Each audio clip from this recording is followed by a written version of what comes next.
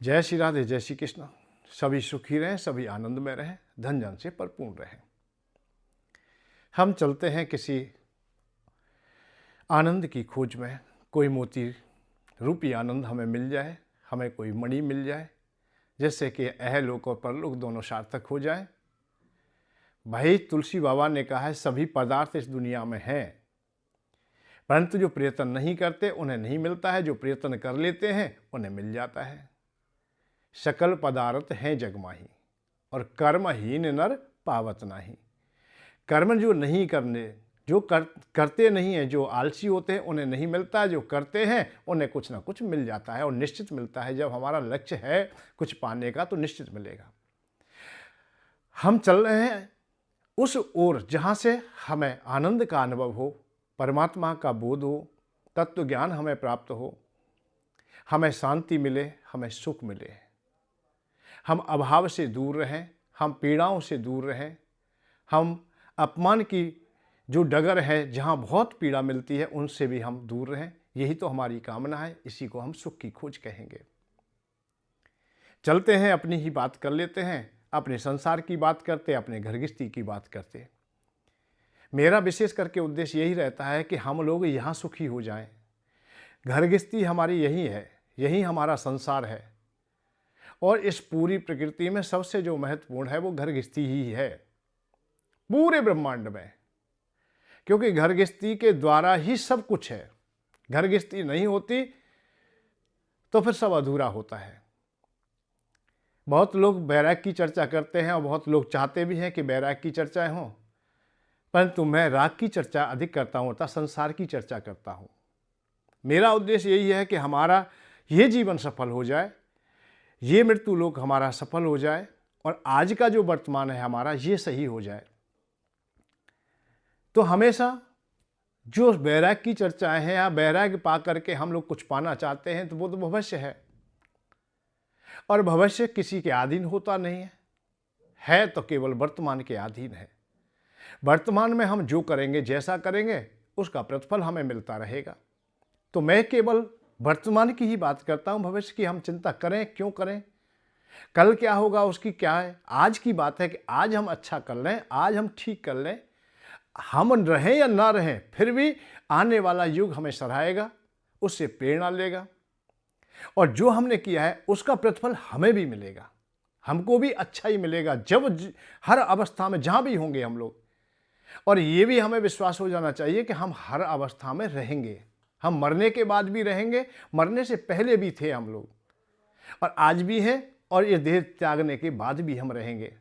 तो जो हम निरंतर रहेंगे तो निरंतर ही हमें सुख चाहिए, निरंतर ही हमें आनंद चाहिए, निरंतर हम लोग सम्मान वाले हों, निरंतरता ही हमें चाहिए। तो निरंतरता कहाँ मिलती है? ये वर्तमान में मिलती है। वर्तमान ही निरंतर है जो तुम्हारा संग किए हुए है। भविष्य का तो पता ही नहीं कि क्या अस्तित्व है, उसका स्वाभाविक ही क्या है, उसका गुण क्या है। क्योंकि जहां तक जब तक हम खोजते खोजते भविष्य में पहुंचते हैं, हमने अनुभव किया है कि वो भी वर्तमान हो जाता है। हम भविष्य के लिए निकले, भविष्य खोजा हमने, हम गए, बहुत मेहनत की, बहुत समय हमने व्यतीत किया है कि भविष्य को हम पकड़ लेंगे, निश्चित पहुंच जाएंगे भविष्य तक हम लोग। पर भविष्य के पास जब हम पहुंचे तो स्वाभाविक ही एक ऐसा रूपांतर पाया हमें कि वो वर्तमान ही पाया, वो वर्तमान बन के रह गया। उसमें कोई भी एक भी पंक्ति ऐसी नहीं थी, एक भी ऐसा मार्ग नहीं था, या ऐसा गुण नहीं दिखाई दिया जो भविष्य का हो। वो केवल हमें वर्तमान ही दिखाई दिया। तो वर्तमान जो सार्थकता है उसी को क्यों ना हम स्वीकार करें। विशेष करके मैं तो घर गृहस्थी की बात कहता हूं और अपने आसपास की बात कहता हूं, कोई विशेष बात भी नहीं है, क्योंकि घर गृहस्थी से ही सब कुछ पालेंगे हम लोग। आज तक वैसे ज़्यादातर चर्चा होती है वो वैराग्य पर चर्चा होती है, ज्ञान पर चर्चा होती है, मोक्ष धर्म पर चर्चाएं होती हैं। मेरा थोड़ा कुछ और उद्देश्य है, कुछ अब मेरा अनुभव अलग है। मैं संसार की चर्चा करता हूं, मैं घर गृहस्थी की चर्चा करता हूं, मैं काम क्रोध विषयों की चर्चा करता हूं। वो त्यागने की चर्चा करते हैं, मैं पाने की चर्चा करता हूं। भेद केवल इतना ही है। वो तो त्यागने के बाद पाने की कामना करते हैं, और मैं पाने के बाद स्वाभाविक करने की अतः सहज करने की या त्यागने की चर्चा करता हूं। जैसे दो व्यक्ति हैं, उपवास किए हुए हैं। उपवास की अवस्था दोनों की अलग अलग हो सकती है। एक जैसा दिखाई तो दे रहा है, एक तो इसलिए भूखा रह रहा है, उपवास कर रहा है कि मुझे भविष्य में सुख मिलेगा, परंतु भविष्य की कामना लिए बैठे उसे बहुत समय व्यतीत होता रहा, परंतु हृदय में बहुत कामनाएं उनकी छुपी रहीं। कहीं ना कहीं वो चाहते रहे, कहीं ना कोई कुछ पाने की इच्छाएं बनाते रहे कि जो आगे इच्छा जो पाने की है, कुछ भी पाने की है, कि हमें अगली वर्ष कुछ मिलेगा, अगले जीवन में कुछ मिलेगा, अगले लोक में कुछ मिलेगा, तो वो वर्तमान में भी विचार कर रहा है। मैं ये बात बताना चाह रहा हूं कि आगामी जो इच्छाएं हमारी हैं तो वो वर्तमान की ही उपज है, कि हम स्वर्गवासी हों, हम सम्मान वाले हों, हम धनवान हों, बलवान हों, पदवान हों, जो भी हमारी इच्छाएं, भविष्य में हम ऐसे हो जाएं, हम लोग ये चुनाव जीत जाएं, ये हमारी कामना की पूर्ति हो जाए, भविष्य में हमारा ऐसा हो जाए, परंतु वो उपज क्या है, वो वर्तमान की है। उस समय भी वो सोच रहा था। तो उपवास जिसने किया है वो भोजन की फिर भी सोच रहा है कि आज तो मैं भूखा रह रहूंगा, परंतु कल मैं मिठाई खाऊंगा, ये खाऊंगा, वो खाऊंगा। मन और बुद्धि चित्त में उसके में भोजन है। अच्छा, एक व्यक्ति दूसरा है, वो भोजन कर चुका है, उसने भोजन कर लिया, मन की नहीं भैया हम तो आज को अच्छा मानते हैं, वर्तमान में हम भोजन करते हैं, पीछे क्या होगा, आगे क्या होगा, इससे कोई हमें विशेष प्रयोजन नहीं है, हम तो केवल आज भोजन करेंगे। तो आज मिठाई खाई हमने बहुत पकवान खाए, अच्छा भोजन किया, पूर्ण रूपेण हमारी भूख शांत हो गई। अब हमारे पास में भोजन भी आए तो भी हमारी कामनाएं नहीं रह जाती हैं। और एक बात और बताऊं कि अब हमारे हृदय में, मन में, चित्त में कहीं भी भोजन वास नहीं करता है, क्योंकि भोजन से हम लोग पूर्ण तृप्त हो चुके हैं, अब उससे अरुचि हो गई है। तो मेरा इशारा यही है कि मैं इस वैराग्य को चाहता हूं, जब तुम्हारे हृदय में अरुचि आ जाए, आप संतुष्ट हैं, आप लोग पूर्ण हैं, आपका वैराग्य सार्थक है, आप घर गृहस्थी को पूर्ण कर चुके हो, आपकी कामनाएं विश्राम पा चुकी हैं। कब? जब भोगने के बाद में। जैसे भोजन करने के बाद भूख शांत हो गई, ऐसे ही हमने संसार के समस्त भोग देख लिए, परपक्ष अवस्था आने लगी। अब हम लोग उन भोगों के लिए ललायत नहीं है, परंतु जो बचपने से भूखा है, जो अभाव में जी रहा है, जिसे प्राप्त नहीं हुआ है, वो अंतिम समय तक कहीं ना कहीं किसी ना किसी रूप में खोजता ही रहेगा। उनके वैराग्य को मैं अधूरा देख रहा हूं, और पाने के बाद में पूर्ण वैराग्य उनके सानिध्य में होता है, क्योंकि वो सहज हो जाता है। गौ माता को प्यास लगी है, नदी की ओर दौड़ रही है, पानी पीने के बाद में नदी से वैराग्य हो जाता है, स्वाभाविक है। जैसे दौड़ रही थी ऐसे ही अब पान पीने के बाद में अब वापस दौड़ रही है। ऐसे ही हम संसार को जिस दिन पालेंगे, कर्तव्यों को पूरा पालन कर लेंगे हम लोग, उस दिन हम शांत हो जाएंगे। तो शांत होने के जो भाव है, तरीके हैं, उनको हम समझ लें कि हम शांत कैसे होंगे, हम किस प्रकार से होंगे। हम बलात् किसी विषय को दाबने से हम लोग शांत हो जाएंगे, ऐसा नहीं होता है। ये शास्त्रों ने, पुराणों ने बताया, बहुतों ने उसे दाब के देखा, प्रयत्न करके देखा कि विषय को दाब देता हूं तो फिर उससे निवृत्त हो जाऊंगा, नहीं हुए। सौवे ऋषि ने दावा काम की अग्नि को जल में विश्राम दे दिया, गंगा यमुना माँ की गहराई में बैठ गए, परंतु एक दिन वो विस्फोट हो गया, प्रज्वलित अग्नि हो गई। उन्होंने फिर विवाह कर लिया, 1 2 नहीं 50 विवाह किए उन्होंने, 50 राजकन्याओं से किए, अर्थात मानधाता की पुत्री से किए। विश्वामित्र महामुनि काम को दावे बैठे हैं, अपनी इच्छाओं को दावे बैठे, परंतु मेनका जब सामने आई तो इच्छाएं प्रकट हो गई।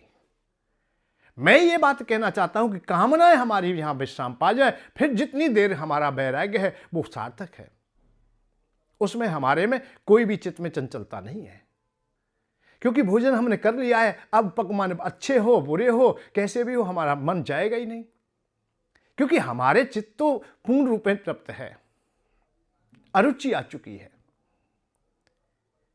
इसीलिए अधूरापन जो वैराग्य का देखने को मिला है, वो ना जाने कितने त्याग से पुनः वैराग में आते दिखाई दिए। जिस समय हम त्यागते हैं उस समय संसार को हम मिथ्या समझते हैं या मिथ्या कह दिया जाता है, मिथ्या करके ही हम लोग त्यागते हैं, वैराग्य धारण कर लेते हैं, लोच की भांति त्याग देते हैं। जैसे हम अपने थूक को त्याग देते हैं, हम वमन कर देते हैं, ऐसे विषयों को हम त्यागन कर देते हैं। परंतु जो अधूरे रह गए थे, जिनकी इच्छाएं रह गई थी, वो पुनः हमने गर्भस्थिति में आते देखे, हमने विषयों को टटोलते देखे, आश्रमों के झमेले में फंसते देखे, संसार के द्वंद्वों में पड़ते देखे। मैं केवल इतना ही चाहता हूं कि अधूरा वैराग्य ना हो, अधूरा ज्ञान ना हो, अधूरा मोक्ष ना हो। और हो या ना हो, हमारा जो गर्भस्थिति का जो संसार है, ये प्रकृति है, दुनिया है, ये हमारी अच्छी हो। सबसे पहले ये है, हम दुखालय में ना जाएं, हम परमात्मा के सानिध्य में पहुंचे या ना पहुंचे, परंतु देवताओं का संग हमारा बना रहे। देवताओं का भाव है सुख सुविधाएं, सुख सुविधाएं हमारे पास बनी रहे। हम संसार में रहें तो निर्धन बन के ना रहें, हम ऋणी बन के ना रहें, हम रोगी बन के ना रहें, हम किसी भी अभाव में ना जिए। पत्नी हमारी हो तो अच्छी हो, पुत्र हो हमारे अच्छे हों, हम भी अच्छी संतति हो, हमारे माता पिता भी खुश हों, हमारी पत्नी खुश हो, हमारे बच्चे खुश हों। जब हमारी ये दिनचर्या, ये क्रियाएं संसार की अच्छी हो जाएंगी, फिर कोई परेशानी नहीं, फिर तो सब जगह अच्छा ही अच्छा है। अच्छे को देवता लोग सराहते हैं, अच्छे को भगवान सराहते हैं। यहां अच्छे लोग जितने भी हुए, भगवान भी इतने गदगद हो जाते हैं कि मैं तो इनको ही माता पिता बनाऊंगा। ये स्त्री पुरुष का जो जोड़ा है, एक दूसरे से बहुत प्रेम करते हैं, इनमें कहीं भी अविश्वास नहीं है, दोनों में बहुत प्रेम है। अच्छी प्रकार से जो हमारे सनातन धर्म की प्रणाली है उसे अपनाए हुए हैं, ऐसे महामानव है, इनके आंचल से मैं प्राकट्य होऊंगा, मैं इनके पुत्र बन के रहूंगा, मैं इस व्यक्ति का मैं भाई बन के रहूंगा, मैं सखा बन के रहूंगा। ये भगवान भी कामना करते हैं, किससे? जो व्यक्ति अच्छा होता है। अच्छा कौन होता है? जो प्रेम करने वाला होता है, जो समस्त प्राणियों से प्रेम करता है, क्योंकि भगवान को हमेशा प्रेम अच्छा लगता है। हम यहाँ बढ़िया बन जाएं, मेरी बात है कि यहाँ अच्छे हो जाएं, यहाँ अच्छे हो जाएंगे, सब जगह अच्छे हो जाएंगे, देवता लोग भी हमारी अगवानी करेंगे, परमात्मा भी हमें सराहेंगे। हम मोक्ष पाए या ना पाए कोई परेशानी नहीं, ये कोई विशेष बात नहीं है। और मोक्ष तो आलसियों की बात है, जो कर्तव्यों से विहीन होना चाहता है, कर्तव्य नहीं किए जाते, कर्म नहीं किए जाते, और वो चाहता है कि मुझे कोई कर्म ना करना पड़े, मुझे कोई कर्तव्य निर्वाह ना करना पड़े, भगवान की ये सहायता ना करनी पड़े, भगवान की जो सृष्टि है इसमें मैं सहभागी ना हूं, वो मोक्ष की बात करता है। और जो भक्त है वो ये चाहता है कि भगवान की लीलाओं में मैं सदैव वास करता रहूं, उनका चिंतन बना रहे, उनकी ओर मेरा ध्यान रहे, संसार में भी मैं प्रेम के साथ रहूं। बहुत संत महात्माओं को देखा, हम तो भैया ब्रजवासी लोग हैं। रसखान बाबा तो स्वयं अपनी कलम से लिखते हैं और कहते हैं कि मुझे भाई मोक्ष नहीं चाहिए, मुझे मोक्ष नहीं चाहिए, मुझे आगामी जीवन भी मिले तो ब्रज में ही रहूं, मैं अपने माधव का संग करूं, मैं ब्रजवासियों का संग करूं, रसकों के टुकड़े खाऊं, मैं ब्रजवासियों के झूठे टुकड़े भी खा लूंगा। रसकों का संग मिले मुझको, मैं वास करूं ब्रजमंडल में, और जो कहूं पशु को जन्म मिले तो धैन्य बनूं ब्रजमंडल में, और पाहन पत्थर छोटो बनूं रसकों के पथ ब्रजमंडल में। पत्थर बन जाऊं मैं, लता पता बन जाऊं, रसकों के टुकड़े खाने मिले तो स्वान बनूं ब्रजमंडल में। अर्थात मुझे भक्तों के टुकड़े, ब्रजवासियों के टुकड़े झूठे मुझे खाने को मिल जाए तो मैं स्वान बन जाऊं, क्योंकि मैं माधव के संग ही रहूंगा। ब्रजवासियों का संग माधव का संग है, ब्रजवासियों के संग माधव ने गाय चरण किया है, पदचरण किया है। ये हृदय में भाव है, प्रेम उमड़ा। मानस हो तो वही रस खान बसों ब्रज गोकुल गांव के ग्वारन, जो पशु हो तो कहा वस मेरो चरो नंद की धेन मजारन, और जो खग हो तो बशेरो करो मिल कालिंदी कूल कदम की डारन। है पंक्ति, पाहन हो तो वही गिर को जो धर्यो करे छत्र पुरंदर रारन। पान भी हों, पशु भी हों, पक्षी भी हों, मानव भी हों। वो कहा कह रहा है, जहां मानव वास करते हैं, ब्रजवासी लोग वास करते हैं, जहां प्रेम बरसाया जाता है, जहां प्रेम की डगर है। पूरी दुनिया में आप लोग कहीं भी चले जाइए, अच्छे अच्छे स्थान हैं। काशी जाते हो, ज्ञान नगरी है, मोक्ष की नगरी है। हरिद्वार जाते हो, तपस्थली है, तपोभूमि है। कहीं देखेंगे आप लोग, बैराग की भूमि है। सब भूमियों की कोई ना कोई गौणिकता है, परंतु ब्रजमंडल ये भक्ति भूमि है, ये प्रेम भूमि है, ये आनंद की भूमि है, ये माधव की भूमि है। श्रीमद् भागवत कथा आप लोग सुने तो सर्वप्रथम श्रीमद् भागवत जब प्रारंभ होती है, देवर्षि नारद समस्त लोकों में या समस्त तीर्थों में भ्रमण करते करते वृंदावन आ जाते हैं। वृंदावन यमुना मां के किनारे कुछ स्त्रियों को रोते बिलखते देखते हैं। संत हृदय उनके पास चले गए, पूछ लिया है कि हे देवियों, आप लोग कौन लोग हो? तो उनमें से एक तरुणी स्त्री खड़ी होती है और वो हाथ जोड़ के प्रणाम करती है और अपना परिचय देती है। क्या परिचय देती है? अहम भक्ति रीति ख्याता एमो में तनियो में ते, मेरा नाम भक्ति है। वो कह रही है कि मेरा नाम भक्ति है।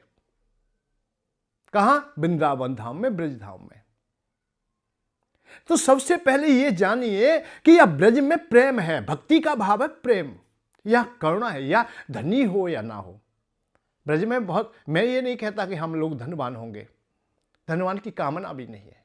यह सच्चा ब्रजवासी है, आज भी ब्रज में आएंगे जो सच्चा ब्रजवासी है वो विशेष धनवान नहीं मिलेगा आपको। भारी भारी लोग चाहे कुछ भी करे, भैया हमें ये नहीं पता है, क्योंकि जो अपने कान्हा से प्रेम करता है, अपने कृष्ण से, अपने माधव से प्रेम करता है, इसके ब्रज के कण कण से प्रेम करता है, उसे धन से क्या प्रयोजन विशेष, केवल जीविका चलती रहे साधारणता से। तो भक्ति कह रही, अहम भक्ति, मैं भक्ति हूं, मेरा नाम भक्ति है, मैं वृंदावन में आई हूं, मैं तरुणी हूं, नवा हूं। उसी समय घटना और घटती है कि वहां दो पुरुष हैं जो बीमार हैं, जर्जर हैं।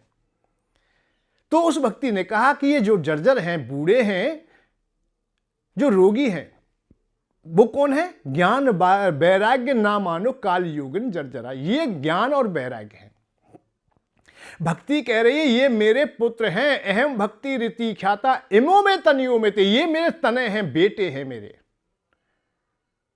तो प्रेम से ही ज्ञान और वैराग्य है, प्रेम ही उत्पन्न करता है ज्ञान को और वैराग्य को। तुम्हारे पास में यदि प्रेम नहीं है, तुम्हारे पास श्रद्धा नहीं है, तुम्हारे पास बहुत कुछ अधूरापन हो जाता है। यदि प्रेम है तो पूर्ण हो जाते हैं, प्रेम से परमात्मा आ जाते हैं, प्रेम से प्रकट हो जाते हैं। प्रेम से प्रकट होत में जाना, राम है केवल प्रेम प्यारा। भगवान को प्रेम प्यारा है, प्रेम से प्रकट होते हैं। तो पूरे ब्रह्म, पूरी दुनिया में यहां केवल भक्ति है, और भक्ति होने के कारण कोई भी ये नहीं कहता है मैं वैरागी हो जाऊं, या मैं ज्ञानी हो जाऊं, या मैं मोक्ष वाला हो जाऊं। केवल मैं तो आपकी सेवक बना रहूं, और सेवा में वैरागी नहीं, कि बाल ब्रह्मचारी नहीं, गृहस्थीवान। मेरे भी एक बालक हो, उसे मैं कनुआ के रूप में जानूंगा, उसका नाम मैं मोहन रखूंगा, उसका मैं गिरधर नाम रखूंगा, उसका नाम गोविंद रखूंगा। ये ब्रज में आज भी ये परंपरा है कि अपने बालकों के नाम उसी प्रकार से रखे जाते, जिससे कि जाने अनजाने में भी हम उसी प्रकार, उसी भाव में हम डूब जाएं, उसे ही हम माधव मान लें। तो मेरा उद्देश्य केवल ये है कि हम लोग यहां प्रेम करना सीख जाएं, यहां हम प्रेमी हो जाएं, अच्छे हो जाएं। तो जहां जाएंगे वहां भी हमारी परंपरा बन जाएगी, नहीं, हमारा स्वभाव बन जाएगा। हम सब जगह प्रेम करेंगे, फिर सब जगह अच्छा बोलेंगे, हम लोग सब जगह हम खुशहाल रहेंगे, स्वयं ही मुस्कुराते रहेंगे। जब हम मुस्कुराएंगे दूसरा भी मुस्कुरा लेगा, हम प्रेम करेंगे दूसरा भी कर लेगा। आपने एक बात तो सुनी होगी कि जब मृत्यु हो जाती है हमारी, और अच्छे जो कार्य करते हैं वो स्वर्ग में जाते हैं, और स्वर्ग में जाते हैं, अच्छा जब काम किया है तो उनके लिए अब क्या मिलता है भाई, चाहे वो यहाँ बैरागी रहा, चाहे ब्रह्मचारी रहा, चाहे कुछ भी रहा, यहाँ ज्ञानी ध्यानी कुछ भी रहा, पर स्वर्ग चला गया है तो वहां क्या है, स्वर्ग का भाव है कि अब यहां सभी सुविधाएं हैं। जिस भौतिक सुख का यहां खोज किया है, यहां अभाव रहा है, वहां अपूर्ण है वो। यहां धन का अभाव रहा तो वहां धन बहुत है, मकान दुकान का अभाव रहा तो मकान भी अच्छा है, सवारी का रहा तो सवारी भी है। यहां विवाह नहीं हुआ, स्त्री का अभाव रहा, पत्नी का अभाव रहा, तो वहां अप्सराओं की बात आ रही है। ये शास्त्रों में है, पुराणों में। अब वहां स्त्री है, अब बहुत सुंदर सुंदर नारियां हैं वहां। तुम्हारा विवाह होगा, तुम्हें सब सुख, जो नारी सुख है वो तुम्हें प्राप्त होगा। अब बात आती है कि यदि तुम प्रेम करना नहीं जानते तो कौन नारी, यहां भी नहीं मिली वहां भी नहीं मिलेगी। फिर तो यदि प्रेम करना जानते ही नहीं, आप लोग प्रेम की परिभाषा समझे ही नहीं, मधुर बोलते नहीं, अच्छा बोलते नहीं, असभ्य बोलते हो, असभ्य खाते हो, असभ्य रहते हो, दुर्गंधी तुम में से मारती है, तुम कहीं भी निकल के जाते हो तो दूर से ही है, जैसे सेंट छिड़कने पे बदबू खुशबू आती है दूर से, ऐसी दुर्गंधी भी आती है बहुत लोगों से, जानते नहीं। अब जानते तो हैं, विशेष बात यह है कि वो ज्यादा बहुत आत्म में है, ऐसा अवश्य खाने वाले बहुत लोग होते, इसलिए एक दूसरे में वो रम जाते हैं। जैसे मछेरा मछली पकड़ने वाला, मछली में से ही गंध नहीं आती, उसमें से भी आती। हिंग बेचने वाले के उस डिब्बी में से हिंग से ही खुशबू नहीं आती। अब उसकी जो भी बक्सा है, संदूक है, कपड़ा है, सब में से हिंग की खुशबू आती है, ऐसी दुर्गंधी हो जाती है। तो जब हम खाएंगे बढ़िया नहीं तो खुशबू भी बढ़िया नहीं आएगी, हमारे पसीने में से भी बदबू होगी, तो कौन फिर नारी रुक जाएगी है। तो यहां भी नारी नहीं मिली तो वहां भी नहीं मिलेगी, कोई चिंता मत करो। यहां प्रेम करोगे, यहां अच्छा रहोगे। अरे ये तो साधारण हमारी किंवदंती है, हमारी सामाजिक किंवदंती है। घर पर खीर है तो बाहर भी खीर है, घर भोजन अच्छा है तो बाहर भी है। घर से भूखे चले गए, पूरे दिन भूखे रह जाओगे, कोई नहीं पूछने वाला, सब दुत्कारते रहेंगे और पूरे दिन भूख में निकल जाएगा।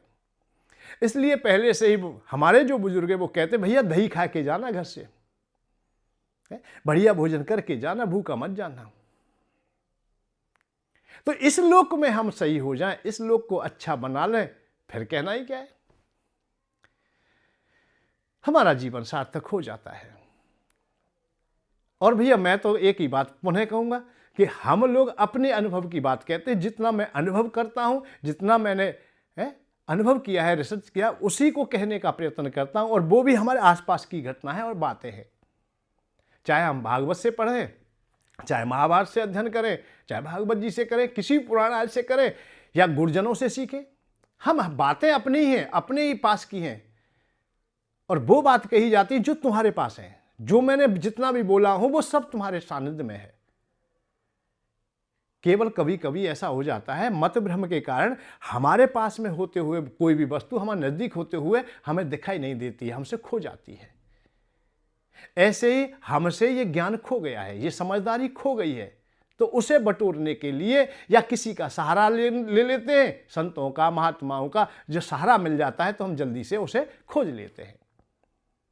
तो इन शब्दों में हम लोग इकट्ठा करके लाते हैं। उनमें से हो सकता है कि तुम्हारा भी कोई कीमती शब्द हो जो तुमसे बिछुड़ चुका है, वो पुनः तुम्हें प्राप्त हो जाए। अलग से कुछ भी नहीं है, तुम्हारा ही सब। उनको बटोरते हुए हम लोग कुछ अनुभव करते हैं तो उसे कह देते हैं, और जो अपने अनुभव की बात कहता है वही ठीक लगी है मुझे। तो शंकर भगवान ने, पार्वती मैया ने पूछ लिया था शंकर भगवान से कि एक बात बताओ, कथा तो तुम रोजाना कहते हो, मैं सुनती भी हूं, बहुत अच्छी लगती है, परंतु पहले ही दिन आपने कह दिया कथा तो अथा है, कथा का अंत नहीं है। जिसका अंत ही नहीं है उसे कब तक सुनते रहो और कभी तक सुनाते रहो, ये तो चलती रहेगी। मैं निरंतर सुनती रहूं, आप निरंतर सुनाते रहो। पर प्रभु मैं एक बात जानना चाहती हूं कि इसका सार क्या है, इसका निचोड़ क्या है, इसका प्रतिफल क्या है। आपने क्या विचार किया है, आपका अनुभव क्या कहता है। तो शंकर भगवान ने कहा, हे उमा, हे प्रिय, मैं एक ही बात कहता हूं जो मेरे अनुभव में आई है। मैं ये नहीं कह रहा शास्त्र क्या कहते हैं और आने वाला युग क्या कहेगा या और किसी ने क्या कहा। मैं केवल अपना ही अनुभव कहूंगा। उमा कहूं मैं, अनुभव अपना। मैं अपना अनुभव कह रहा हूं, अपना निचोड़ कह रहा हूं। मैंने जो रिसर्च किया वो मैं कह रहा हूं। कागभूषण जी, गरुड़ जी सामने बैठे हैं, उनके हृदय की शंकाएं उनका निवारण कर रहे हैं। करते करते करते करते उसी बात पर वो आ गए। निज अनुभव में कहूं खगेशा, मैं अपना अनुभव कह रहा हूं। मुझे और किसी से कोई मतलब नहीं कि कौन क्या कह रहा है या कैसा है। मैंने जितना भी अनुभव किया है, मैंने जितना अध्ययन किया है, मैंने जो कुछ भक्ति की है, योग किया है, साधना की है, ध्यान समाधि यज्ञ हवन पूजन पाठ जितना किया है, उसका सबका निचोड़ मैं आपको कह रहा हूं। मैं अपना अनुभव कह रहा हूं, मैं अलग से कुछ भी नहीं, मेरा ही है। इसमें से आपको कुछ लाभकारी मिल जाए तो उसे ले लेना। तो वही अवस्था मेरी है। मैं भी अपने अनुभव की बात कह रहा हूं कि इस लोक को सही कीजिए, इस अवस्था को सही कीजिए। बस ना भागने की आवश्यकता है, ना दौड़ने की आवश्यकता है, ना घर छोड़ने की बात है। घर को छोड़ेंगे कहां से? घर घर भाई, घर है कहां तुम्हारा? ये कभी सोचा है? अरे मृत्यु लोक पूरा ही घर है भाई। जहां खड़े हो वही तो घर है। एक दिन हम मां के गर्भ में प्रवेश किया, हमारा वह घर था, वहां हम बहुत समय तक रहे। उसको ही हम अपना घर माना। गर्भ से बाहर आए तो मां के आंचल को घर माना। हर अवस्था में हमारे घर का परिवर्तन होता रहा। फिर हम ज्ञान की दृष्टि से देखते हैं तो हमने हर शरीर को अपना घर माना। इस आत्मा है हम लोग। हम कोई ये देहधारी नहीं है, हम आत्मा है। ये देह हमारी नहीं है। ये तो आज मिली है तो कल छूट जाएगी, फिर आगे भी मिल जाएगी हमें। ये तो चलते रहेगा क्रम। ये तो घर रोजाना मिलेगा, इसीलिए इसे किराए का घर कहा गया। तो घर तो हमें रोज मिलेंगे, रोज आएंगे। जहां रहेंगे वहां घर होंगे हम लोग। जंगल में जाए तो वहां भी घर है, वहां वृक्ष की छाया तो देखेंगे कम से कम हम। कहीं कंदरा देखेंगे, कहीं गुफा देखेंगे, वो भी हमारा घर होगा। जहां भी रहेंगे वहां हमारा ही घर होगा। तो घर छोड़ के जाएंगे कहां हम लोग? हम चाहे कि हम घर छोड़ के चले जाए। अगर घर है तो गृहस्थी भी है। अब कहते हैं कि भाई गांव छोड़ गए, यहां से छोड़ जाए, जंगल में चले। जंगल में भी घर गृहस्थी है, क्योंकि कीटों के, पतंगों के, पशुओं के, पक्षियों के सबके घर हैं भाई। वहां वो भी घर गृहस्थी के साथ है। उनके भी बच्चे हैं, उनके भी पत्नी है, उनके भाई बंधु हैं, उनके परिवार है। तो हम कहीं तक भागे ना तो घर गृहस्थी छूट सकती है, ना घर छूटेगा ना गृहस्थी छूटेगी। केवल इतना है कि हम किसी के ग्रास ना बने, हम स्वतंत्र रहे, हमें कोई बंधन में ना बांध ले। इस अवस्था को आप स्वयं ही सजग हो करके अपने को छुड़ा सकते हो। हमें बांधता कौन है? हमें विषय बांधते हैं। विषय कब बांधते हैं? जब विषयों को हम लोग छूट दे देते हैं। छूट कब होती है? जब हम अपने विवेक को सही काम में नहीं लेते। विवेक को हम लोग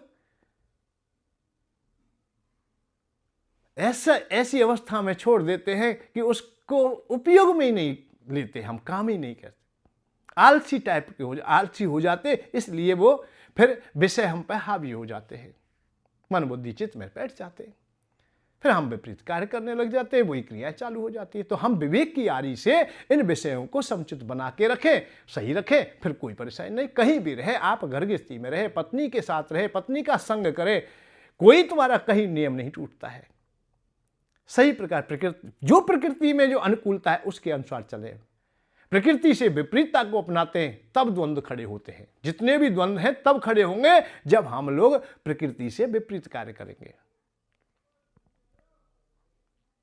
तो अपने अनुभव की बात बहुत सुंदरता से, ये अब अपने अनुभव की बात आई है और इस अनुभव का आनंद अपने में लीजिए। आप भी अनुभव कीजिए और अनुभव यही सार्थक है।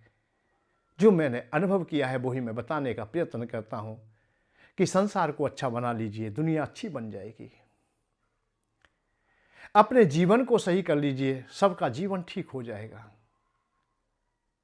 यदि तुम्हारी मृत्यु हो गई है तो दुनिया में महाप्रलय आ चुकी है। और आपकी मृत्यु न हुई तो कितने मरते रहे, कभी प्रलय आएगी नहीं। और जिस दिन आपकी मृत्यु आ रही है उसी दिन महाप्रलय हो रही है। आप मरे जग प्रलय, ये बड़ी श्रुतियां हैं, बहुत बड़े श्लोक हैं, बहुत सार्थकता लिए हुए ये पंक्तियां होती हैं जो गांव की भाषाओं में बोली जाती हैं। आप मरे जग प्रलय, आप नहीं मरा है तब तक कोई हानि नहीं। आप भूखा नहीं है तो कोई भूखा ही नहीं है, स्वाभाविक बात है। वो क्या जाने पीर पराई, और जाके ना फटी पैर बेवाई। जिसके पैर की बेवाई फटी हुई है, चलने में उसे जो पीड़ा हो रही है वो वही जानता है। अब उसे क्या पता जिसकी फटी नहीं। भूखा जाने स्वाद व्यंजन, रतिया न निदियां आ रही। सेव्या चर चमर डुला रही। भूखा जाने स्वाद व्यंजन, रतिया न निदिया आ रही। उस मात की कोई न जाने, श्रुत बिछू हो रही। भाई वो ही जान सकेगी मां कि उसकी संतति जिससे बिछड़ी हो। और जा की संतान अब उसके आंचल में डुबकी हुई है, उनकी गोद में है, उसे क्या पता पुत्र का बिछो कैसा होता है। ऐसे ही भूखा जाने स्वाद में, भूखा है उसे स्वाद पता है भोजनों में कैसा स्वाद आता है। और जो पहले से ही सोने के टुकड़ों में पला है, पूर्ण भोजन किए हुए, उसे स्वाद का क्या पता। उसे तो अरुचि अरुचि है उसके हृदय में। तो अपने अनुभव में, अपने हृदय में, अपने सानिध्य में अपनी चर्चा लाइए, जीवन सार्थक हो जाएगा और बहुत ही अच्छा हो जाएगा। मैं भगवान से यही कामना करता हूं कि आपका जीवन यहाँ का बढ़िया हो। यहाँ के बढ़िया में हमारे सहायक होते हैं, संत लोग होते हैं, माता पिता सबसे पहले, फिर माता पिता के साथ में हमारे गुरुजन होते हैं।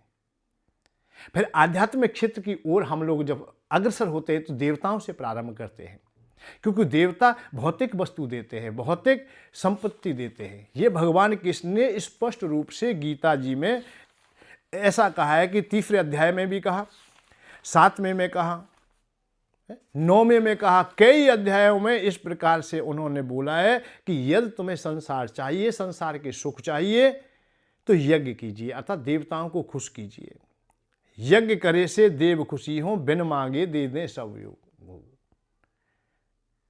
यज्ञ करे से देव खुशी हो, बिन मांगे दे दें सब भोग।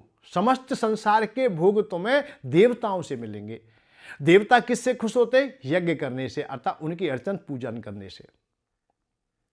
हम लोगों में क्या अधूरापन है कि हम देवताओं की पूजा नहीं करते, हम वैराग्य की ही पूजा करते हैं, हम ब्रह्म की ही पूजा करते। और ब्रह्म ने कह दिया कि भाई मैं नहीं दे सकता, मैं अपने को ही दूंगा, अपने में ही तुझे रमा लूंगा, जानत तुम्हें ही हो जाए, मैं तुझे मोक्ष दे सकता हूं, मैं संसार की चीज नहीं दूंगा। ये भगवान ने कहा है, पर इस बात को कोई बताने के लिए तैयार नहीं, और मुझे ऐसा लगता है सुनने को भी तैयार नहीं है। नहीं, भगवान ही सब कुछ करेंगे, भगवान धन देंगे, भगवान तुम्हारा काम करेंगे, भगवान ही सब कर। नहीं, भगवान नहीं। भगवान ने अपने नौकर बनाए हुए हैं, अर्थात देवता लोगों को नियुक्त किया हुआ है। तुम्हारे पास में अंधेरा है तो भगवान टॉर्च नहीं जलाएंगे, वो प्रकाश नहीं करेंगे। भगवान ने सूर्य भगवान को ये जिम्मेदारी दे दी, चंद्रमा को दे दी, तुम प्रकाश करना, तुम्हें तेज देना है। तुम्हें भोजन पकाना है, अग्नि की आवश्यकता है तो अनल को दे दिया, अग्निदेव को दे दिया है, वो जिम्मेदारी अलग है। तुम्हें प्यास लगी है जल के लिए, वरुण देवता को जिम्मेदारी दे दी। पहले ही उन्होंने तो अपना काम करके आराम से, भगवान को तुमने देखा है शेष सैया पर क्षीर सागर में सोते हुए देखा होगा, और किसी देवता को देखा है कहीं सो रहा है? वो इंद्र को सोते हुए, वरुण को सोते हुए, यम को सोते हुए, किसी को भी कहीं भी देखा है क्या चैन से सो रहा है? नारायण भगवान क्यों सो रहे? कि उनके कर्मचारी सब काम कर रहे हैं। ये हमारी समझ में जिस दिन आ जाएगा उस दिन आध्यात्मिक क्षेत्र भी हमारा पुष्ट हो जाएगा। हम बात करते हैं वैराग्य की, हम चिंतन करते हैं वैराग्य का, चाहते हैं हम राग, ये द्वंद्व है। और जहां चिंतन कर रहे हैं जो हमारी इच्छा है वो राग दे नहीं सकते। उनके पास तो वैराग्य है, जिनके पास वैराग्य है वो वैराग्य देते हैं, और हमें चाहिए राग। तो राग चाहिए तो भगवान कृष्ण ने गीता में स्पष्ट कहा है खूब अच्छी प्रकार से, पर गीता बोलने वाले, गीता पर प्रवचन करने वाले देवताओं की बात करते ही नहीं। आई चौपाई श्लोक आया, भाग गए। वैराग्य पर जाके टिक जाते हैं, ज्ञान पर जाके टिक जाते हैं, ब्रह्म ज्ञान की बातें करते, जबकि वो ब्रह्म ज्ञान, वैराग्य ज्ञान वो किसी को नहीं चाहिए, उनको भी नहीं चाहिए जो सुना रहे हैं। ये मत समझो को आपको नहीं चाहिए, आपको तो चाहिए ही नहीं, कोई बात नहीं, पर चाहिए उसे भी नहीं, उसे भी और ही कुछ चाहिए, उसे मुख्य नहीं चाहिए। मुख्य चाहिए तो क्यों चिल्ला रहा है भाई? मैं स्वयं कह रहा हूं इस बात के लिए, तब तक मैं बोल रहा हूं तब तक मुझे ज्ञान नहीं है, अधूरा ज्ञान है, इसलिए बोल रहा हूं। जिस दिन मोक्ष की हृदय में कामना होगी, वैराग्य हृदय में होगा, तो बोलना बंद हो जाएगा। जब राग ही नहीं रहेगा, कहीं ना कहीं राग है, इसलिए हम बोल रहे हैं। आप रागी हैं इसीलिए सुन रहे हैं, इसी बात को जानिए। तो जहां अधूरापन है वहां तो भैया कह ही नहीं सकता है क्या। तो परंतु भगवान ने अवश्य कहा कि भैया आपको पैसा चाहिए, कुबेर जी से मांग लीजिए। गीताजी में कुबेर जी का नाम आया कि धनाध्यक्ष में, अर्थात धन कुबेर में ही हूं, या धन चाहिए तो कुबेर के नाम से मांगिए। उन्होंने अपने गौणिक नाम ही समझ लीजिए भाई, कहीं भी कोई भी चीज नंबर डाल दिए हैं कि अमुक कमरा नंबर, अमुक कमरा, हमने यहीं से बता दिया भैया कमरा नंबर 15 में चले जाना। जब नंबर डल रहे तो आप लोग खोजते हो 15 में पहुंच जाओगे। ऐसे ही देवताओं के नंबर समझ लीजिए। आपको धन चाहिए तो कुबेर जी के पास जाइए, स्वास्थ्य बढ़िया चाहिए धनवंतरी जी के पास जाइए, मकान दुकान की अच्छा कामना करते हैं तो आप लोग विश्वकर्मा जी के पास जाइए, अर्थात किसी देवता के पास जाइए। भाई ये बताया हुआ है, परंतु नहीं, बिन मांगे ही देव ही देते, थोड़ा यज्ञ तू कर लेना। ये भी भगवान ने बहुत अच्छी प्रकार से चौथे अध्याय तीसरे अध्याय में बहुत अच्छी प्रकार से चर्चा हुई है। कर्मों के फल चाहने वाले पूजन देवों का करते, देव देवता देने वाले अर्जुन में। अर्जुन भोग सदा देते, हे अर्जुन भोग वो सदा देते हैं। देवताओं की जो पूजा करते हैं, कौन करते? जिन्हें भोग चाहिए, संसार के सुख चाहिए। बहुत महत्वपूर्ण बात बताएं आपको, जब पांडवों को भी धन की आवश्यकता हुई तो भगवान कृष्ण ने नहीं दिया, शरहला दिया, मैं नहीं दूंगा एक पैसा भी, मैं यहाँ तुम्हारी सहायता करने के लिए आ गया है, मैंने इतना समय खर्च कर दिया, तो मैं युद्ध में मैंने जितवा दिया, अब मैं पैसा भी दूं? मैं नहीं दूंगा भाई एक भी पैसा। हे भगवान ऐसा ना करे, हमारे कोष में नहीं है, दुर्योधन सब लुटा गया, प्रजा भूखी मर जाएगी, बहुत लोगों के संबंधी मर गए हैं, बहुत लोग दुखी हैं, इनके लिए हम कैसे करें? इनके आत्मा की शांति के लिए भी हमें यज्ञ आदि करना है और इनके घर वालों को भी पैसा देना है, राजकोष में पैसा नहीं है। हे माधव आप द्वारकाधीश से आप ही दे दीजिए। भाई नहीं, मैं एक भी पैसा नहीं दूंगा। ये भगवान कृष्ण ने कह दिया, महाभारत पढ़ेंगे, बिल्कुल कह दिया एक भी पैसा नहीं दूंगा। मैंने क्यों नहीं दोगे? मैंने मेरा अधिकार ही नहीं है पैसा देने का किसी को। भाई आप क्या देते हो? मैं प्रेरणा देता हूं, मैं केवल प्रेरणा देता हूं, मार्गदर्शक हूं, मैं तो मार्ग बता सकता हूं। पूरे युद्ध में मैंने किसी को मारा थोड़ी है, पर बचा कोई नहीं, मैंने प्रेरणा ही तो दी है, मैंने मार्ग ही तो दर्शन कराया है। तो वो काम मैं अब कर दूंगा। या तुम्हें धन चाहिए तो कुबेर जी के पास चले जाइए। भाई हमको शास्त्रों को भी जानना चाहिए, सही प्रकार से जानना चाहिए, पर आज हम सब लोग कृष्ण भगवान से ही धन मांग रहे हैं। कृष्ण भगवान ही धन दीजिए हमें, कृष्ण भगवान ही अमुक दीजिए, कृष्ण भगवान सब दीजिए। कृष्ण भगवान से प्रेम मांगिए, आनंद मांगिए, शांति मांगिए। धन चाहिए तो कुबेर भगवान के पास जाइए। ये समझ में जिस दिन आ जाएगा हमारे में कि हमें भौतिक वस्तुएं देवता लोग देते हैं, तो द्वंद्व बहुत सहज हो जाएगा। बहुत सहजता से आप लोग शांति भी पालेंगे, आनंद का भी अनुभव करेंगे, सुखी भी हो जाएंगे, सुख का भी। अर्थात आप लोग अहलोक में सुखी रहेंगे, यहां जीवन बढ़िया रहेगा, परलोक जाओगे तो भगवान के प्यारे होंगे। आगामी कहीं जीवन भी मिलेगा तो वो भी संपन्नता में और बहुत अच्छी प्रकार से बुद्धि, विवेक और सुंदरता के साथ सुंदर रूप भी मिलेगा, देह भी सुंदर होगी, स्वस्थ भी होगी, धनवान भी होंगे, मान वाले भी होंगे, सम्मान वाले भी होंगे, तुम्हारा जीवन बहुत आनंदमय होगा। आनंद इस प्रकार का जीवन कौन ना चाहेगा? हम तो चाहते हैं भाई कि पुनः बार बार जन्म मिलता रहे, बुद्धि विवेक हमारी सत्व गुणमय रहे, हमेशा भगवान के चिंतन में रहे, भगवान की ओर ध्यान रहे, सत्कर्मों में ध्यान रहे, कर्तव्यों का निर्वाह होता रहे, है पत्नी बच्चों से हम प्रेम करता रहे, इसी तरह क्रम चलता रहे, क्या परेशानी है। संसार की बातें हैं बहुत अंचे, नहीं दुनिया तो विपरीत जा ही रही है भैया। कैसा तमाशा चल रहा, झूठ सच को चल रहा, कैसा तमाशा चल रहा, झूठ सच को छल रहा। ये कैसा तमाशा है, झूठ सच पर हावी होता जा रहा है, ऊपर बढ़ता जा रहा है, झूठ सच को छल रहा। मानव से बनता आदमी अब देवता को खल रहा, इस ओछपन के सामने कितना झुके कितना सहें, सब कुछ तुम्हें मालूम है, और तुमसे क्या कहें, और तुमसे क्या कहें हम, और तुमसे भैया क्या कहें, सब कुछ तुम्हें मालूम है, तुम्हें सब कुछ पता है। जिसको पता है अब उसके लिए तो कहना ही क्या है। तो इसलिए आज की वाणी को हम यही रोकते हैं, फिर कल पुनः यात्रा करते हैं। कोई ना कोई बातें अच्छी आएंगी, और हम ये चाहते हैं कि आप भी कुछ ना कुछ हमें लिख के भी भेज दिया करो, जिससे कि हम भी कोशिश करेंगे कि उसका प्रत्युत्तर सही मिल जाए, और हमें भी बड़ी खुशी होती है, और आपके हृदय की जो शंका है उनका भी समाधान हो। जय श्री राधे, जय श्री कृष्ण।